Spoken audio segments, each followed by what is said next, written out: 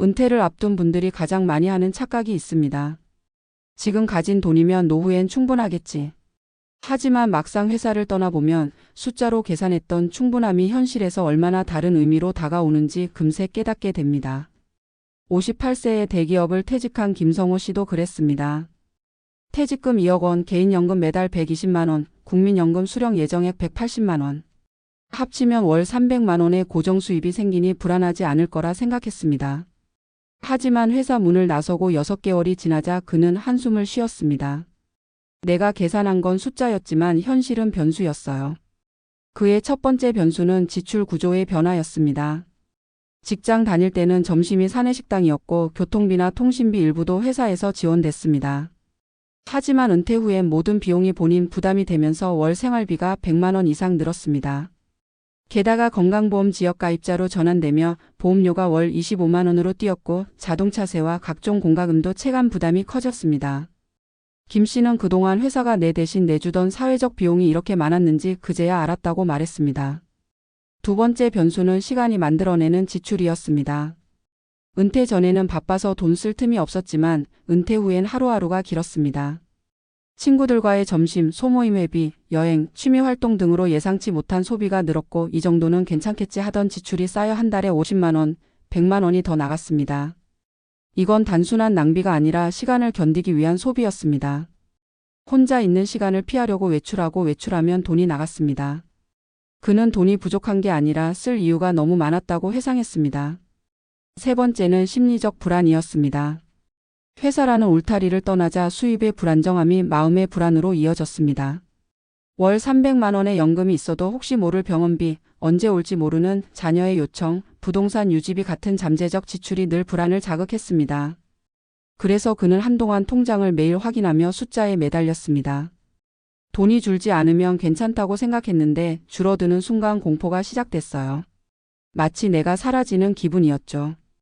이 시점에서 김 씨는 은퇴자들의 공통된 문제를 깨달았습니다. 노후를 지키는데 필요한 것은 단순한 자산 규모가 아니라 현금 흐름의 지속성이라는 것을. 그가 은퇴 후 1년간의 경험 끝에 내린 결론은 월 고정수입 400만 원이었습니다. 생활비와 보험료, 예상치 못한 변동비까지 감당하려면 이 정도는 있어야 불안이 줄어든다는 것입니다. 이 금액은 통계적으로도 맞닿아 있습니다. 보건사회연구원의 조사에 따르면 60대 부부의 기본 생활비는 월 340만 원, 중간 수준의 여유 있는 생활비는 약 430만 원으로 나타났습니다. 하지만 이 돈은 단순히 벌어서 채울 수 있는 금액이 아닙니다. 김 씨는 이후 작은 월세 수입과 배당금으로 월 100만 원을 추가 확보했습니다. 연금 300만 원에 현금 흐름 100만 원이 더해지자 그는 비로소 통장 잔고를 매일 확인하지 않게 됐습니다. 중요한 건 액수보다 흐름이 끊기지 않는 구조였습니다. 그는 돈이 내 통장에 꾸준히 들어온다는 사실이 내 마음을 지켜줬다고 말했습니다.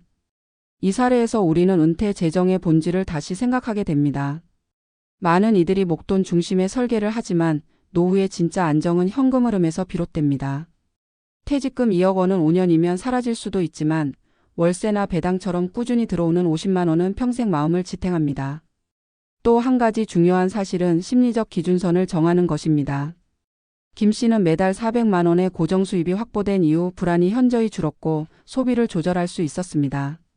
즉 마음의 기준이 세워져야 돈이 통제됩니다. 전문가들은 말합니다. 은퇴 후의 불안은 돈이 없어서가 아니라 돈이 언제 어떻게 줄지 모른다는 불확실성 때문에 생긴다고. 따라서 노후를 설계할 때 가장 중요한 것은 고정적이고 예측 가능한 수입의 구조화입니다.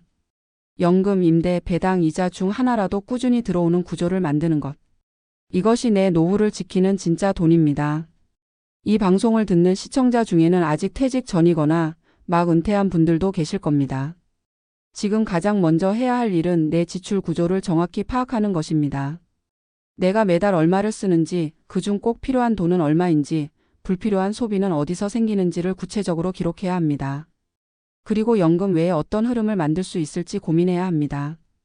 작은 월세든 배당이든 취미를 통한 소득이든 꾸준히 들어오는 한 줄기 흐름이 결국 불안을 막는 방파제가 됩니다. 회사를 떠난 뒤 우리는 비로소 깨닫습니다. 월급보다 더 중요한 건 흐름이고 목돈보다 더 지켜야 할 건 심리적 안정이라는 것을. 노후를 지키는 돈은 단순히 통장 잔액이 아니라 매달 반복되는 안정감의 신호입니다. 김 씨는 마지막에 이렇게 말했습니다. 내 노후를 지킨 건 퇴직금이 아니라 매달 들어오는 100만 원이었어요. 그게 내 마음의 연금이었습니다. 노후의 평화는 숫자가 아니라 구조에서 비롯됩니다. 지금부터라도 내 인생의 흐름을 만드는 일, 그것이 진짜 노후 준비의 시작입니다. 회사라는 울타리를 벗어나면 우리는 비로소 알게 된다. 그동안 매달 통장에 찍히던 월급의 숫자가 단순한 금액이 아니라 삶의 리듬이었다는 것을. 그 리듬이 끊기면 하루의 박자도 달라진다. 아침에 눈 뜨는 이유가 사라지고 점심 약속 하나 잡는 것도 고민이 된다. 돈은 단순히 생활의 수단이 아니라 일상의 구조를 유지하는 장치였다. 그래서 은퇴 후에 가장 큰 충격은 수입의 중단이 아니라 흐름의 상실이다. 그 상실은 재정적 문제를 넘어 심리적 불안을 불러온다. 전문가들은 이 불안을 현금 흐름 불안이라 부른다. 사람은 일정한 리듬으로 들어오는 수입이 있을 때 안정감을 느낀다. 매달 들어오는 돈이 있다는 사실만으로도 불안은 크게 줄어든다. 반대로 아무리 큰 목돈을 가지고 있어도 돈이 줄어드는 속도를 체감하면 마음이 무너진다. 퇴직 후 2억 원의 퇴직금을 받은 사람이 2년 뒤 잔고가 1억으로 줄면 남은 돈의 절반이 아니라 마음의 절반이 사라진 기분이 든다. 그래서 노후의 핵심은 얼마를 모았느냐가 아니라 어떻게 들어오게 할 것이냐이다. 실제로 은퇴자 상담을 하다 보면 자산 규모가 비슷해도 심리적 안정감의 차이가 극명하다. 월 300만 원의 연금이 있는 사람은 여유롭게 지출을 계획하지만 같은 금액을 예금으로 쌓아둔 사람은 한 푼도 쓰지 못한다. 혹시 모를 내일을 위해 지출을 미루다 결국 자신을 가둔다. 인간은 불확실성에 약하다. 돈의 절대적 크기보다 예측 가능성이 마음을 지탱한다. 이 불안은 사회적 요인과도 맞물린다. 회사는 단지 일터가 아니라 사회적 관계망이자 존재의 증명이었다. 그 관계가 끊기면 나를 필요로 하는 곳이 사라진다. 그러면 소비의 의미도 달라진다. 일할 때의 소비는 보상의 성격을 띠지만 은퇴 후의 소비는 시간을 견디는 행위가 된다. 외로움을 달래기 위한 식사, 무료함을 피하기 위한 취미, 건강을 유지하기 위한 비용 등 모든 지출이 생존을 위한 형태로 바뀐다. 이때 재정은 단순히 수입과 지출의 문제가 아니라 정체성과 연결된다. 돈이 줄면 삶의 의미도 흔들린다. 이 심리적 구조를 이해하지 못한 채 절약만 강조하면 노후의 삶은 더 고립된다. 돈을 아끼는 것이 아니라 삶을 닫는 결과를 낳는다. 그래서 은퇴 이후의 재정 설계는 절약의 기술보다 흐름의 설계가 중요하다. 흐름을 만든다는 것은 돈이 자동으로 들어오는 구조를 만드는 것이다. 연금, 배당, 임대 수익 혹은 소규모의 부업이 그 역할을 한다. 한 60대 부부의 사례가 있다. 이들은 30년간 맞벌이로 모은 자산 5억 원 중 절반을 정기예금으로 나머지는 오피스텔 임대에 투자했다. 처음엔 큰 수익을 기대하지 않았다. 하지만 매달 임대료 90만 원이 꾸준히 들어오자 그들은 불안이 줄었다. 통장에 찍히는 그 숫자가 우리에게 안정감을 줬어요. 이 돈으로 뭘 하겠다는 게 아니라 들어온다는 사실이 힘이었죠. 그 한 줄의 입금 내역이 하루의 균형을 잡아준 셈이다. 노후의 재정 안정에는 정서적 이자가 있다. 돈이 불어나는 기쁨보다 줄지 않는 안도감이 더 큰 가치로 작용한다. 그래서 은퇴 후의 자산은 흐름 중심형으로 재배치되어야 한다. 예금이든 배당이든 심지어 소액의 임대든 꾸준히 들어오는 구조를 만드는 것이 핵심이다. 전문가들은 이 흐름을 정신적 연금이라 부른다. 국가연금이 경제적 버팀목이라면 정신적 연금은 심리적 버팀목이다. 그러나 여기에는 또 다른 현실의 벽이 있다. 많은 은퇴자들이 흐름을 만들려면 돈이 많아야 한다고 생각하지만 실제로는 그렇지 않다. 핵심은 규모가 아니라 구조다. 한 은퇴자는 퇴직 후 취미로 배운 수묵화 강좌를 열어 한 달에 30만 원을 번다. 금액은 작지만 매달 들어오는 그 수입은 자존감을 회복시켰다. 이건 돈이 아니라 내가 여전히 쓸모 있다는 증거였어요. 그는 말했다. 이런 사례는 적은 돈이라도 흐름이 있으면 불안이 줄고 삶이 다시 의미를 얻는다는 걸 보여준다. 결국 돈의 목적은 생존이 아니라 존재의 지속에 있다. 또 하나의 함정은 지출의 착시다. 많은 사람들은 은퇴하면 돈이 덜 든다고 믿는다. 출퇴근비도 없고 외식도 줄고 옷 살 일도 없을 거라고. 그러나 실제 통계는 다르다. 통계청에 따르면 60대 부부의 월 평균 소비 지출은 370만 원으로 50대보다 겨우 10% 줄어드는데 그친다. 이유는 단순하다. 시간이 많아졌기 때문이다. 돈이 없는 게 아니라 쓸 시간이 생긴 것이다. 그래서 노후 지출의 본질은 절약이 아니라 의미 있는 소비의 관리다. 소비가 삶의 질을 유지하는 도구로 쓰여야지 불안을 달래는 수단이 되어선 안 된다. 그러기 위해선 예산의 우선순위를 새로 세워야 한다. 식비나 관리비 같은 고정비보다 자기 돌봄과 사회적 관계 유지에 투자하는 지출이 더 큰 안정감을 준다. 결국 돈을 어디에 쓰느냐가 삶의 질을 결정한다. 시간이 지날수록 은퇴자들은 알게 된다. 노후의 핵심은 재산의 총액이 아니라 마음의 잔고라는 것을. 통장에 얼마가 남았는지가 아니라 그 돈이 나를 얼마나 지탱해 주는지가 중요하다. 돈이 많아도 불안하면 그건 부자가 아니다. 돈이 적어도 흐름이 있으면 그것은 지속 가능한 삶이다. 우리는 그동안 모으는 기술에 집착했다. 하지만 은퇴 이후 필요한 것은 흐르게 하는 기술이다.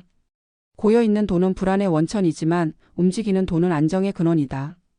그렇다면 구체적으로 어떤 준비가 필요할까?